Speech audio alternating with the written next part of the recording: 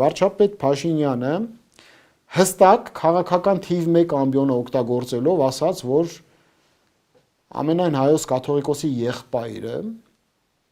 Ռուսաստանում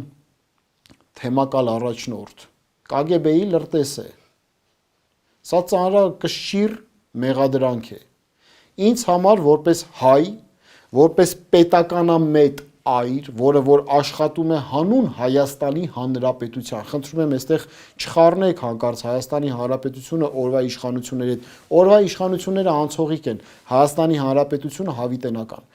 Կարծում եմ, որ պետական դավաճանության մեջ մեղադրվող անհատի վերաբերյալ պետք է հարուցվի քրեական վարույթ։ Ոչ թե դա պետք է հայտարարություն հնչի, այլ պետք է հարուցվի քրեական վարույթ։ Այն հոգևորականները, անգամ եթե վեհապար հայրապետի մակարդակով կասկած եւ ապացույց կա,